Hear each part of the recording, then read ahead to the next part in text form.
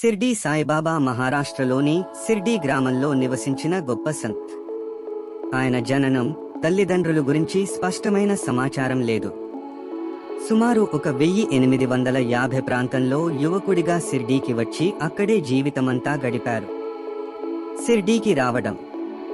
బాబా మొదట ఒక నీమ చెట్టు కింద ధ్యానం చేసేవారు. తర్వాత గ్రామస్తులు ఇచ్చిన ద్వారకామాయి మసీదులో నివసించారు. హిందూ, ముస్లిం భేదం లేకుండా అందరినీ ప్రేమగా చూసేవారు. బాబా బోధనలు సబ్కా మాలిక్ ఏక్, దేవుడు ఒక్కరే అని చెప్పేవారు.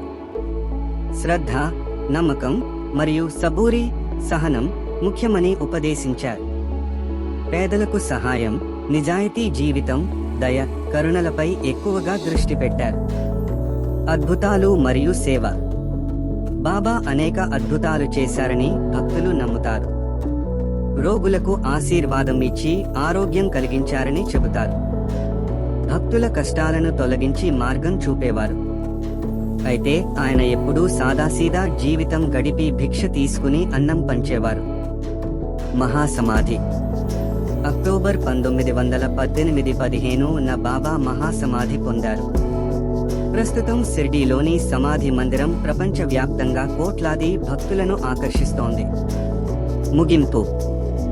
సిర్డీ సాయిబాబా జీవితం మనకు నమ్మకం, సహనం, ప్రేమ, సమానత్వం అనే విలువలను నేర్పుతుంది.